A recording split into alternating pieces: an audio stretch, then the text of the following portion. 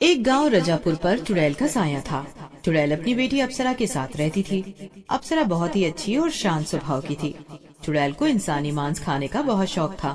वो अक्सर गांव में से ही किसी आदमी को उठाती और अपने घर पर लाकर मारकर खा जाती। उसकी इस आदत से अप्सरा बहुत नाराज रहती थी। एक दिन चुड़ैल एक गांव वाले को उठा कर लाती है। आज तो बहुत ही मोटा और तगड़ा शिकार मिला है। आज मजा आ जाएगा इसे खाने में। चुड़ैल की बात सुनकर गांव वाला कहता है,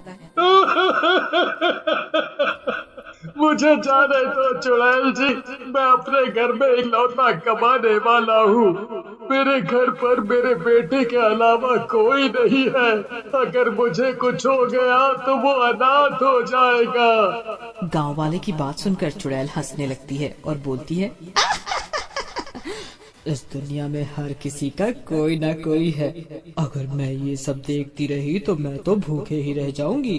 तू जो भी कुछ कह ले या तो कर ले, तुझे तो मारना ही होगा। ऐसा कहकर चुड़ैल गांव वाले को मार डालती है और उसका मांस खाने लगती है। लेकिन तभी वहाँ पर अप्सरा आ जाती है और वो चुड़ैल से बोलती है, माँ, आप ये क्या कर रही हो?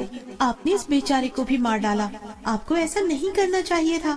अप्सरा की बात सुनकर चुड़ैल को गुस्सा आ जाता है और वो अप्सरा से कहती है, तू न जाने कहां से मेरे घर में पैदा हो गई। अरे तुझे तो इंसानों के साथ रहना चाहिए था। मनहूस कहीं की, मेरा पेट जरूर खराब हो जाएगा अब। जब देखो मेरे खाने पर नजर लगाती रहती है। चल भाग यहाँ से।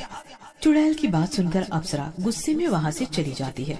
इस लड़की ने तो हम चुड़ैलों का नाम ही मिट्टी में मिला दिया। इसके पिताजी चुड़ैल लोग के राजा थे और एक ये। अप्सरा अपने घर से निकलकर चुड़ैल रूप से एक सुंदर लड़की का रूप बदलकर गांव में घूमने लगती है। तभी उसकी नजर एक छोटे बच्चे पर पड़ती है। बच्चा जोर जोर से रो रहा होता है। अप्सरा उसके पास जाती है और पूछती है, क्या हुआ? तुम क्यों रो रहे हो? क्या नाम है तुम्हारा? मेरा नाम राजू है। मेरे पिताजी को कोई चुड़ैल उठाकर ले गई और खा गई है। लोग कहते हैं वो कभी नहीं आएंगे। मैं अब इस दुनिया में अकेला रह गया हूँ। ऐसा कहकर राजू फिर से रोने लग जाता है। उधर अप्सरा सोच में पड़ जाती है, ये सब मेरी माँ का किया धरा है। इस बेचारे के सर से पिता का साया हटा दिया। ये बेचारा अब अकेला ही रह गया है। लगता है मुझे इस बेचारे के लिए कुछ करना होगा। अप्सरा को सोच में देखकर राजू अप्सरा से बोलता है, आप चिंता मत करो बहन, मैं आपसे कोई मदद नहीं मांगूंगा। आप चली जाओ और मुझे मेरे हाल पर छोड़ दो। राजू की बात सुनकर अप्सरा को रोना आ जाता है और वो बोलती है, वाह, तुम तो बहुत ही स्वाभिमानी हो। क्या तुम मेरे भाई बनोगे? मैं भी इस दुनिया में अकेली हूँ। मैं भी तुम्हारे जैसा ही भाई चाहती थी हमेशा। अप्सरा की बात सुनकर राजू हंसने लग जाता है और बोलता है, अगर तुम मेरी बहन बनोगी तो मजा आ जाएगा। मुझे माँ और बहन दोनों का प्यार मिल जाएगा। फिर राजू अप्सरा को लेकर अपने घर चला जाता है। अप्सरा रोज रात भर राजू के साथ रहती और दिन में काम करने के बहाने अपनी माँ के पास चली जाती। राजू से मिलने के बाद अप्सरा भी खुश रहने लग जाती है। कितना प्यारा है मेरा भैया राजू। भगवान इसे सारी दुनिया की खुशी दे और इसे हमेशा बुरी नजरों से बचाए। धीरे धीरे समय बीतने लगता है और राजू भी बड़ा होने लगता है। एक दिन गांव में चुड़ैल आती है और एक आदमी को उठाकर ले जाती है। गांव वाले इससे निपटने के लिए एक सभा बुलाते हैं। सभा में सरपंच जी बोलते हैं, इस चुड़ैल का कुछ करना होगा। ये जब देखो हम लोगों में से किसी न किसी को उठाकर ले जाती है। ऐसा करके इस गांव के कितने लोगों को मार डाला है। आप चिंता मत करो सरपंच जी, मैं अब बड़ा हो गया हूँ। मैं अपने दोस्तों के साथ मिलकर इस चुड़ैल का कचूमर निकाल दूंगा, मार डालूंगा इसे। मुझे इससे अपने पिताजी की मौत का भी बदला लेना है। तुम्हारी बात सुनकर मुझे बहुत ही अच्छा लगा राजू बेटा। तुम और तुम्हारे दोस्त अगर ऐसा कर पाए तो वो इस गांव के लिए एक बड़ी खुशखबरी होगी। इसके बाद सभा खत्म हो जाती है और सभी लोग अपने अपने घर चले जाते हैं। राजू भी रात में अप्सरा को सभा में हुई बात दीदी, आज मैंने गांव वालों को विश्वास दिलाया कि मैं उन लोगों को इस चुड़ैल के आतंक से मुक्त करा दूंगा। इस बार वो चुड़ैल अगर इस गांव में आई तो वो जिंदा नहीं जाएगी। राजू की बात सुनकर अप्सरा घबरा जाती है और सोच में पड़ जाती है। मेरी दुष्ट माँ का किया धरा सामने आ रहा है। अगर वो राजू के सामने आई तो राजू पक्का उसे मार डालेगा। मुझे ही कुछ करना होगा जिससे माँ और राजू दोनों की जान बच जाए। अप्सरा को सोच में देख राजू कहता है, क्या हुआ दीदी, क्या तुम्हें लगता है मैं ऐसा नहीं कर पाऊंगा? मैं उस चुड़ैल से नहीं लड़ पाऊंगा? नहीं नहीं मेरे भैया, तुझ पर भला मैं क्यों शक करूंगी। मुझे तुम्हारी वीरता पर पूरा भरोसा है। लेकिन मुझे कुछ काम से बाहर जाना है, मैं उसी बारे में सोच रही हूँ। अप्सरा की बात सुनकर राजू बोलता है, बस इतनी सी बात है क्या? अरे जाना है तो चली जाओ, लेकिन तुम भैया दूज तक तो वापस आ जाओगी ना? मैं तुम्हारे बिना बिल्कुल अकेला हो जाऊंगा। हाँ। अरे मेरे बहादुर भाई, रोने भी लगता है। अरे आ जाऊंगी आऊंगी नहीं तो कहाँ जाऊंगी।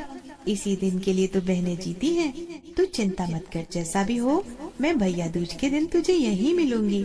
अगले दिन अप्सरा वहाँ से चली जाती है और सीधी अपने माँ के पास जाती है। माँ, तुम ये इंसानों को मारना छोड़ दो, कहीं ऐसा ना हो तुम भी किसी दिन उनके हाथों मारी जाओ। अप्सरा की बात सुनकर चुड़ैल हंसने लगती है और बोलती है, लगता है इंसानों के साथ रहते रहते तेरी बुद्धि भ्रष्ट हो गई है। अरे हम चुड़ैल हैं, चुड़ैल। इन इंसानों का हमसे लड़ना बस की बात नहीं है, समझी? मैं चाहूँ तो इस पूरे गांव को अकेले ही मार सकती हूँ। माँ, इतना घमंड अच्छा नहीं है। इंसानों ने पहले भी हम चुड़ैलों को हराया है और मारा भी है। मेरी सलाह मानो तो तुम इंसानों को मारना छोड़ दो। निकल जा मेरे घर से मनहूस लड़की। अरे मैं चुड़ैल हूँ, इस पूरी दुनिया में किसी की हिम्मत नहीं है कि मुझे कुछ कर सके। बड़ी आई ज्ञान देने वाली। अप्सरा वहाँ से रोते हुए चली जाती है। कुछ दिनों बाद भाई दूज का त्योहार आ जाता है और अप्सरा वादे के अनुसार सज संवर कर राजू के घर जाती है। लेकिन राजू को वहाँ ना पाकर घबरा जाती है। ये राजू कहाँ चला गया? ऐसा तो ये कभी नहीं करता, मेरे बिना रह भी नहीं पाता। कहाँ चला गया? अप्सरा राजू को गांव में ढूंढने लगती है, लेकिन उसका कहीं पता नहीं चलता। तभी उसे राजू का दोस्त शामू मिलता है। शामू, राजू कहाँ है? मैं उसे बड़ी देर से ढूंढ रही हूँ, कहाँ है वो? दीदी, जब आप यहाँ नहीं थी तब चुड़ैल गांव में आई थी। वो लोगों को उठा रही थी, लेकिन राजू की वजह से वो किसी को नहीं उठा पाई। लेकिन आखिरी में राजू उससे लड़ते लड़ते बेहोश हो गया और चुड़ैल उसे उठा कर ले गई। न जाने राजू किस हालत में होगा। तुम चिंता मत करो शामू, राजू को मेरे रहते मौत छू भी नहीं सकती। वो मेरा भाई है। आज का भाई दूज हम दोनों भाई बहन साथ में मनाएंगे। ऐसा कहकर अप्सरा चुड़ैल के घर चली जाती है। चुड़ैल घर पर नहीं होती, लेकिन उसे राजू बंधा हुआ मिल जाता है। अप्सरा को देखकर राजू खुश हो जाता है। तू आ गई मेरी बहन, मुझे पता था तू जरूर आएगी, कोई आए चाहे ना आए। तुझसे आज का वादा किया था ना भाई, वैसे भी आज भाई दूज है, मैं तो जरूर आती, चाहे भगवान से लड़कर आना पड़ता। लेकिन तभी राजू को याद आता है कि वो तो चुड़ैल की कैद में है। वो अप्सरा से कहता है, तू यहाँ से चली जा बहन, चुड़ैल आती ही होगी। वो बहुत शक्तिशाली है, वो तेरी जान ले लेगी।